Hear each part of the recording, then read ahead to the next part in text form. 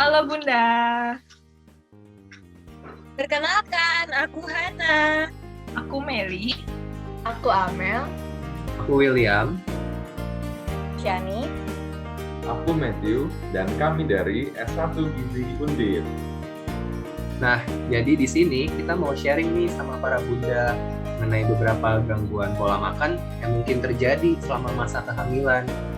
Jadi, sebaiknya para bunda tahu ya mengenai gangguan makan tersebut. Oke, kalau begitu, tanpa berlama-lama lagi, mari kita simak materinya. Masa kehamilan merupakan masa yang rentan. Ibu hamil membutuhkan banyak dukungan, termasuk fisik, emosional, maupun psikologis. Janin juga membutuhkan berbagai zat gizi. Dari mana? Tentunya dari bunda. Tapi bagaimana jika bunda tidak punya cukup cadangan zat gizi? Dampaknya akan berakibat pada bunda maupun janin loh. Nanti akan kita bahas. Selama kehamilan, kenaikan berat badan yang cukup itu penting loh bun. Tapi gimana kalau bunda memiliki gangguan makan? Yuk kita bahas. Gangguan makan atau eating disorder merupakan gangguan mental terkait perilaku makan yang dapat berdampak besar pada fisik maupun psikologis. Gangguan makan dapat timbul maupun diperparah oleh kehamilan maupun jenis gangguan makan berdasarkan Diagnostic and Statistical Manual of Mental Disorders adalah sebagai berikut. Nanti akan kita bahas satu persatu. Yang pertama adalah anoreksia nervosa, yaitu pembatasan asupan energi karena rasa takut yang berlebih terhadap kenaikan berat badan. Padahal berat badan penderita sangat rendah loh. Anoreksia meningkatkan risiko kematian ibu hamil sebanyak 6 kali lipat. Selanjutnya ada bulimia nervosa yang terdiri atas dua fase, yaitu binge eating atau makan berlebih dalam waktu singkat, yang diikuti dengan mekanisme penurunan berat badan secara drastis. Mekanisme ini dapat dilakukan melalui mengubahkan makanan secara paksa, penyalahgunaan obat, berpuasa maupun olahraga yang berlebihan. Bunda mengalami bulimia nervosa apabila kejadian ini terjadi setidaknya 1 kali dalam seminggu selama 3 bulan. Anoreksia nervosa maupun bulimia nervosa dapat menjadi faktor risiko hiperemesis gravidarum atau mual dan muntah yang parah pada ibu hamil. Nah, bunda, yuk kita kenalan sama 3 gangguan pola makan lainnya. Yang pertama ada pregoreksia atau pregnancy anoreksia. Kalau pada kondisi ini, seorang wanita itu ketika hamil, dia berusaha mengurangi asupan makannya, kemudian meningkatkan olahraganya, sehingga mencegah kenaikan berat badan. Namun di satu sisi, ini berbahaya ya bun, karena akan mengurangi asupan gizi bagi si kecil. Kemudian bagi sang wanita, itu juga ada efek sampingnya, seperti bisa menyebabkan anemia, menyebabkan malnutrisi, kemudian juga bisa menyebabkan stres. Nah, jadi sebaiknya peningkatan berat badan selama kehamilan itu memang normal ya bun. Namun perlu kita kontrol sesuai dengan anjuran yang diberikan oleh tenaga kesehatan. Nah, gangguan yang kedua adalah PICA. Kalau PICA ini pernah dengar nggak bun? Ini adalah kondisi unik di mana seseorang itu makan sesuatu yang tidak sewajarnya. Bisa apa aja tuh, bisa tanah, bisa es, bisa arang, kemudian bisa kertas. Banyak banget ya, kayu juga makan. Nah, kalau untuk jenis-jenisnya masih ada banyak lagi yang lain. Yang ketiga ini ada binge eating. Binge eating ini gampangnya makan berlebihan bunda. Biasanya ditandai makan di atas jumlah normal dari biasanya. Kemudian hal ini itu dilakukan dalam waktu singkat. Tapi terjadinya tidak hanya sekali atau 2 kali, beberapa kali. Nah, efek sampingnya apa? Kalau kita makan banyak berarti kan bisa menyebabkan obesitas, diabetes, hipertensi, kolesterol, bahkan penyakit kronik lainnya ya. Nah, baik binge eating, PICA, ataupun pregoreksia itu tidak hanya disebabkan oleh masalah kesehatan, tapi juga bisa disebabkan oleh kesehatan mental.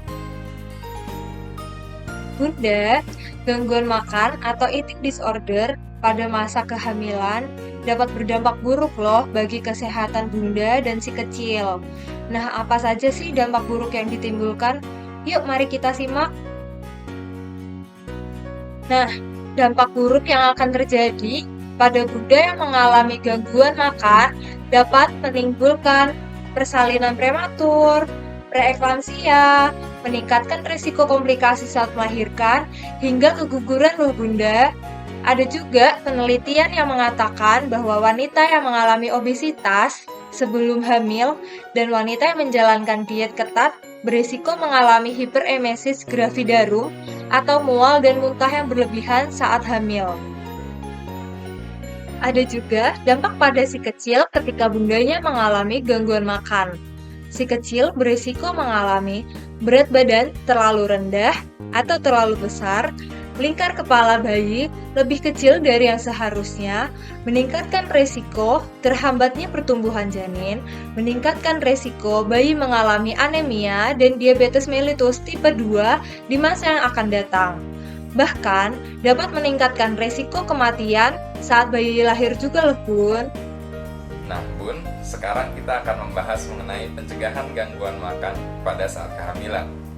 Bunda, ada 2 kiat nih yang Bunda dapat lakukan untuk mencegah gangguan makan. Yang pertama adalah untuk meningkatkan kepercayaan diri dan penghargaan diri terhadap diri sendiri sebagai calon ibu hamil. Yang kedua adalah menggiatkan positive body image, yaitu Bunda belajar untuk menerima perubahan yang terjadi pada fisik Bunda selama proses kehamilan, karena hal tersebut adalah hal yang sangat natural. Bunda juga sebaiknya terbuka terhadap bantuan dari orang lain, contohnya dari lingkungan terdekat dan juga dari tenaga kesehatan, karena mereka dapat membantu untuk mencegah terjadinya ada gangguan makan pada Bunda.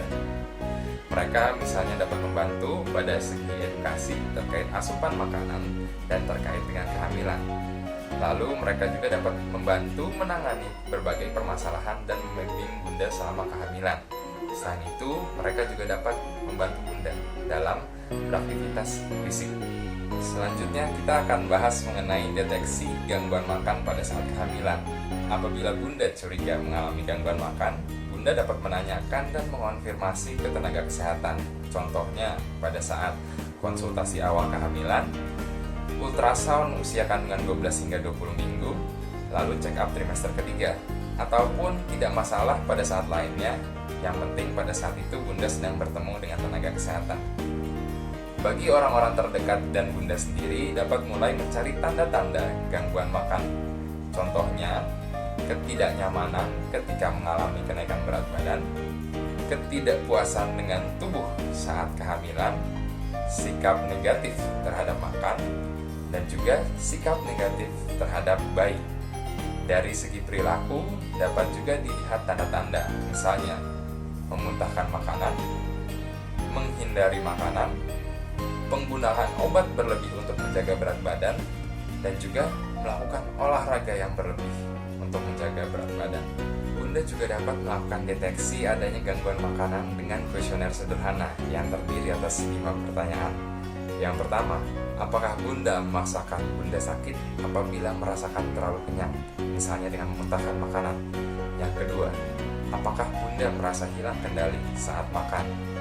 Yang ketiga, apakah belakangan ini Bunda mengalami penurunan berat badan yang lebih besar dari 6,5 kg? Dan yang keempat, apakah Bunda merasa terlalu gemuk ketika orang lain berpendapat bahwa Bunda itu sudah terlalu kurus? Dan yang terakhir adalah, apakah Bunda merasa bahwa makanan mendominasi hidup Bunda? Nah, Bunda bisa renungkan, dan apabila jawaban dari pertanyaan-pertanyaan tersebut mayoritasnya adalah ya, dan tanda-tanda yang sudah disebutkan tadi mayoritas ada pada Bunda, maka ada baiknya Bunda mulai berkonsultasi dengan ahli gizi, dokter, dan tenaga kesehatan lainnya. Terdapat beberapa tahapan untuk mengatasi masalah gangguan makan saat kehamilan. Yang pertama, melakukan screening. Anda harus di-screening terkait psikologis, fisik dan medis, gejala dan komplikasi spesifik saat kehamilan maupun setelah kehamilan. Yang kedua, membuat rencana manajemen keperawatan. Anda bersama tenaga kesehatan seperti dokter kandungan, bidan, perawat, psikiater, dan ahli gizi dapat melakukan sharing sehingga mereka dapat mengetahui apa yang Anda butuhkan untuk rencana manajemen perawatan. Yang ketiga, menceritakan masalah gangguan makan Anda kepada orang terdekat. Orang terdekat dapat memberikan dukungan secara emosional maupun sosial untuk rencana perawatan Anda. Maka dari itu, Anda dapat bercerita kepada orang terdekat seperti suami, orang tua, atau teman-teman Anda. Yang keempat, melakukan konsultasi secara teratur dengan tenaga kesehatan. Konsultasi secara teratur diperlukan agar tenaga kesehatan dapat memberikan informasi, saran, atau perawatan yang sesuai dengan kondisi kesehatan Anda sekarang. Nah, bagi bunda-bunda yang ingin melakukan pengobatan gangguan makannya, terdapat beberapa pilihan pengobatan gangguan makan yang biasanya mencakup terapi psikologis atau psikoterapi, pendidikan gizi, pemantauan medis, serta pemberian obat-obatan. Harap diingat jika orang yang berbeda akan menghadapi jenis pengobatan yang berbeda juga, walaupun dengan gangguan makan yang sama. Maka dari itu, cara yang tepat untuk bunda ya. Jenis terapi psikologis yang pertama ada Cognitive Behavioral Therapy atau CBT. CBT ini bertujuan untuk mengubah cara seseorang berpikir tentang makanan dan tentang diri mereka sendiri. Karena dari pikiran tersebut dapat menciptakan perasaan, dan perasaan dapat menciptakan perilaku, lalu perilaku juga dapat memperkuat pikiran. Kedua adalah Family Based Therapy. Biasanya, terapi ini dilakukan untuk anak-anak, remaja, atau dewasa awal. Tujuannya adalah selain mengobati orang yang terkena gangguan makan, juga mendukung dan mendidik seluruh anggota keluarga tentang cara perawatan yang tepat dan juga memperkuat hubungan keluarga. Ketiga, ada Group Cognitive Behavioral Therapy.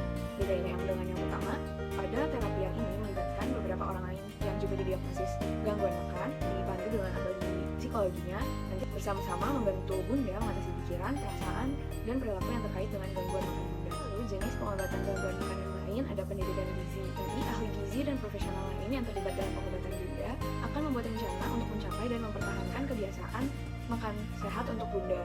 Tujuan diberikannya pendidikan gizi adalah untuk berusaha mencapai berat badan ideal, memahami bagaimana gizi mempengaruhi tubuh bunda, praktik perencanaan makan, menetapkan pola makan teratur, mengambil langkah untuk menghindari diet atau makan yang berlebihan, memperbaiki masalah kesehatan akibat kekurangan gizi atau obesitas. Pemberian obat-obatan untuk orang yang memiliki gangguan makan biasanya diberikan karena terdapat jenis gangguan atau penyakit yang lain seperti depresi, kecemasan, insomnia, atau psikosis.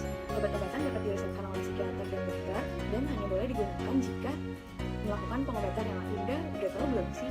Ada beberapa fakta gangguan makan. Fakta yang pertama, banyak orang yang dengan gangguan makan terlihat sehat, namun ternyata sakit parah. Fakta yang kedua, dalam gangguan makan, keluarga tidak bisa disalahkan, tapi bisa dijadikan sekutu dalam pengobatan. Fakta yang ketiga, diagnosis gangguan makan adalah krisis yang akan mengganggu fungsi keluarga. Fakta keempat, gangguan makan bukan pilihan, namun penyakit yang dipengaruhi secara biologis. Fakta kelima, gangguan makan dapat mempengaruhi semua orang dengan usia, jenis kelamin, ras, etnis yang berbeda-beda.